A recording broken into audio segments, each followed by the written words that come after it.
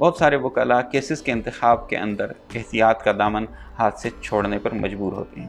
ہر case میں ایک طرف ظالم اور دوسری طرف مظلوم ہوتا ہے، اور ان دونوں کی نمائندگی کورٹ کے اندر وکلاء کرتے ہیں جو ایک ہی جیسی تعلیمی قابلیت کے حامل ہوتے ہیں۔ دوسری جانب جب ہم ججز کی بات کرتے ہیں تو ججز کے طریقہ انتخاب کو جاننا ہمارے لیے انتہائی اہم ہے، اور یہ وہ بات ہے جس سے عوام الناس اکثر ناواقف ہیں۔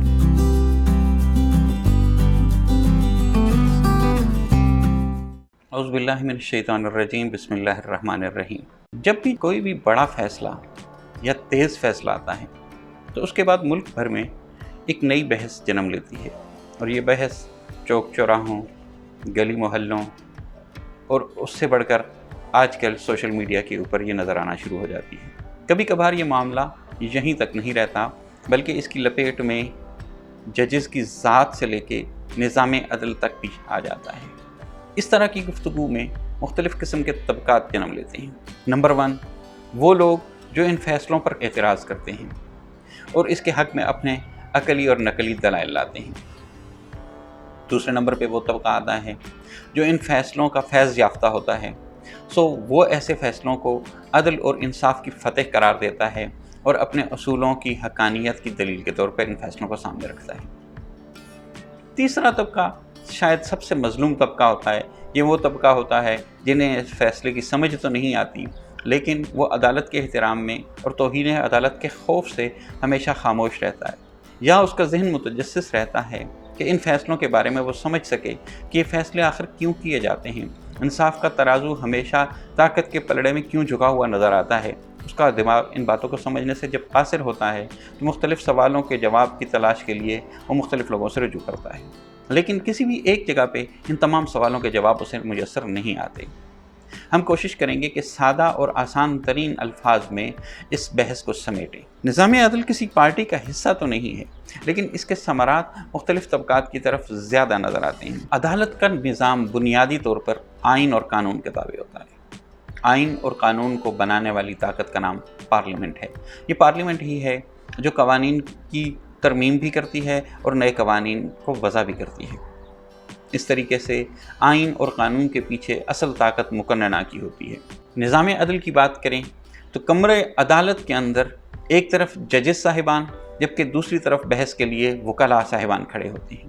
وکلاء اور ججز کی ذات کو سمجھے بغیر اس معاملے کا حل نکالنا انتہائی دشوار ہے۔ یہاں پہ اس بات کی وضاحت انتہائی ضروری ہے کہ دنیا کے کسی بھی طبقے میں اچھے اور برے دونوں قسم کے لوگ ہوتے ہیں۔ اگر اچھے لوگوں کی کمی نہیں ہوگی تو اس کا مطلب یہ نہیں کہ وہاں پہ برے لوگ موجود نہیں ہوں گے، لیکن اگر کہیں آپ کو برے لوگ نظر آ رہے ہیں تو اس کا مطلب یہ بھی نہیں لیا جا سکتا کہ اچھے لوگ سرے سے موجود ہی نہیں۔ باصول ججز اور وکلاء دونوں کی ایک بہت بڑی تعداد کورٹس کے اندر موجود ہے، اور ان تمام کو ہم خراج تحسین پیش کرتے ہیں، لیکن آج ہم وکلاء اور ججز کے کردار کے اوپر ایک اور طرح سے نظر ڈالیں گے۔ قانون سے تعلق رکھنے والا سب سے بڑا طبقہ وکلاء کا ہوتا ہے، اور ملک میں وکلاء لاکھوں کی تعداد میں موجود ہیں۔ یاد رہے، ان میں سے بہت کم وکلاء ایسے ہوتے ہیں جو سرکاری تنخواہیں یا مختلف اداروں کی طرف سے وکالت کر کے تنخواہ لیتے ہیں۔ اس طریقے سے آپ کہہ سکتے ہیں کہ 90% سے زائد وکلاء کا انحصار اس روزی پر ہوتا ہے جو انہیں کیسز لڑنے کے بعد ملتی ہے۔ اس کی وجہ سے بہت سارے وکلاء کیسز کے انتخاب کے اندر احتیاط کا دامن ہاتھ سے چھوڑنے پر مجبور ہوتے ہیں۔ ہر کیس میں ایک طرف ظالم اور دوسری طرف مظلوم ہوتا ہے، اور ان دونوں کی نمائندگی کورٹ کے اندر وکلاء کرتے ہیں جو ایک ہی جیسی تعلیمی قابلیت کے حامل ہوتے ہیں۔ لاکھوں کی تعداد میں موجود وکلاء میں سے جن چند ایک وکلاء کو شہرت دوام ملا ہے، ان کے نام اٹھانے کے بعد اگر آپ ان کے کلائنٹس کی لسٹ اٹھائیں تو اس میں بہت بڑے بڑے لینڈ مافیاز، اسمگلرز، قانون توڑنے والے اور جرائم پیشہ لوگوں کی فہرست نظر آتی ہے۔ مطلب یہ ہوا کہ قانونی طور پہ آپ کو شہرت اس وقت حاصل ہوگی جب آپ کسی مجرم کو عدالت سے باعزت بری اور معصوم قرار دلوا دیں گے۔ مظلوم کی داد رسی کرنے پہ آپ کو میڈیا کوریج ہرگز نہیں دے گا۔ اس طرح آپ یہ بات جان سکتے ہیں کہ وکلاء کی یہ اکثریت کس قسم کے کلائنٹس کے ساتھ روزانہ مصروف عمل رہتی ہے۔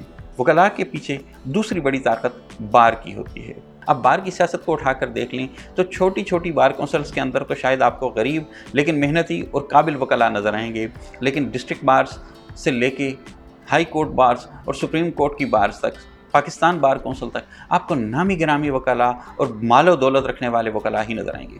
और इन सब के पीछे कोई ना कोई सियासी बैकग्राउंड ज़रूर होगा। आप अगर पार्लियामेंट के अंदर जाकर देखेंगे तो यहाँ पे भी आपको वकला की एक बहुत बड़ी तादाद नज़र आएगी, और यही हाल सेनेट का है। पार्लियामेंट और सेनेट के अक्सर टिकट भी इन लोगों को फीस के तौर पर दिए जाते हैं। इसी तरह इन्हें दीगर कानूनी पुरकशिश ओहदों पे भी फाइज किया जाता है। दूसरी जानिब जब हम जजेस की बात करते हैं तो जजेस के तरीके इंतखाब को जानना हमारे लिए इंतहाई अहम है, और ये वो बात है जिससे अवामुन्नास अक्सर नावाकिफ़ हैं। मुकाबले का इम्तिहान पास करके आने वाले जजेस मोस्टली मजिस्ट्रेट, सिविल जज या बहुत हद तक अपनी तजर्बाती ज़िंदगी का सफ़र मुकम्मल करने के बाद डिस्ट्रिक्ट सेशन जज के ओहदे से रिटायर हो जाते हैं। जबकि जिन केसेस को शोहरत और दवाम मिलता है, जिन केसेस को पूरे मुल्क में सुना जाता है, उनमें से अक्सरियत सुप्रीम कोर्ट और हाई कोर्ट्स के केसेस हुआ करते हैं। जबकि सुप्रीम कोर्ट और हाई कोर्ट्स के जजेस के तरीके इंतखाब इंतहाई दिलचस्प है। हुक्मरान चंद वकला का नाम मुंतखब करके एक सुप्रीम जुडिशल काउंसिल को भेजते हैं। सुप्रीम जुडिशल काउंसिल इंक्वायरी करने के बाद, इनकी काबिलियत का अंदाज़ा लगाने के बाद इनके नाम एक कमेटी को भेजती है, जिस कमेटी में सेनेट और पार्लियामेंट के अराकीन मौजूद होते हैं। इस तरीके से आप ये बात अंदाज़ा लगा सकते हैं कि हुकूमत हमेशा वही नाम तजवीज़ करेगी जो उसके मनपसंद वकला के नाम होंगे। उसके बाद जुडिशल काउंसिल के अंदर जब वो नाम आएंगे तो उनकी स्क्रूटनी होने के बाद फिर जिस कमेटी के पास जा रहे हैं वो भी पार्लियामेंट और सेनेट पर मुश्तमिल है, यानी कि दोबारा आपका इख्तियार सारा सियासतदानों के हाथ में चला गया। और मज़े की बात यह है कि ये इंतज़ाम भी 18वीं तरमीम के बाद है, जबकि इससे पहले बराह रास्त हुक्मरान सुप्रीम कोर्ट और हाई कोर्ट के जजेस को मुंतखब कर लिया करते थे। अक्सर हाई कोर्ट में से जजेस तरकीब पाके सुप्रीम कोर्ट तक पहुंच जाया करते थे। इस तरीके से आप ये आसानी से नतीजा अखज़ कर सकते हैं कि हाई कोर्ट और सुप्रीम कोर्ट में मौजूद जजेस में से अक्सरियत का ताल्लुक किसी न किसी तरह हुक्मरानों के साथ होता है, या ये हुक्मरानों की मंजूरी के बाद ही उन ओहदों पे आके बैठे होते हैं। इसके पीछे ये किसी मुकाबले का इम्तिहान पास करके हरगिज़ नहीं आए। वो जजेस जो इंसानों की ज़िंदगी और मौत तक के फ़ैसले करते हैं, इनके इस ओहदे पर तैनाती के पीछे सियासतदानों का एक बहुत बड़ा हाथ होता है। जब ये ओहदों का इंतखाब, इसमें सियासतदानों के अमल दरामद रहेंगे, और वो सियासतदान अक्सर चिट्टे अनपढ़ भी हो सकते हैं, तो आप ख़ुद अंदाज़ा लगाइए कि निज़ाम अदल को रोने से हमारा क्या फ़ायदा होगा।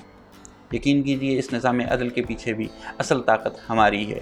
इस निज़ाम अदल को कमज़ोर करने वाली ताकत भी अवाम की अपनी ताकत है। इंसानों की ज़िंदगी और मौत का फ़ैसला करने वाले ये जजेस जब सियासी पुष्टपनाही की बुनियाद पर इन शानदार नशिस्तों पर बराजमान होंगे और इनके सामने इन्हीं सियासतदानों के जब केसेस लाए जाएंगे, तो उस वक्त मेरिट के ऊपर फ़ैसला करना किस कदर आसान होगा, इस बात को समझने के लिए किसी रॉकेट साइंस की ज़रूरत नहीं है। और दूसरी तरफ जब इनके सामने वो वकला पेश होते हैं जिनके पीछे बेंच और बार की बहुत मजबूत ताकत मौजूद होती है, तो फिर आपको ऐसे मनाज़र भी देखने को मिलते हैं कि जजेस को कमरों में बंद कर दिया जाता है, जजेस को थप्पड़ भी पड़े हैं, और जजेस को गालम गलोच और दीगर नाज़ेबा अल्फाज और रवैयों का सामना भी करना पड़ा है। इस तरीके से जजेस के ऊपर इन वकला का बोझ भी होता है। हम ये समझते हैं कि इस सूरत हाल को समझने के बाद निज़ाम अदल और इनके फ़ैसलों पे होने वाले असरात आपके सामने रोज़ रोशन की तरह अयां हो गए होंगे। अपना और अपने गिरदो नवाह के लोगों का शऊर बेदार करने की कोशिश कीजिए। यही हमारे वक्त की अहम ज़रूरत है। पाकिस्तान जिंदाबाद।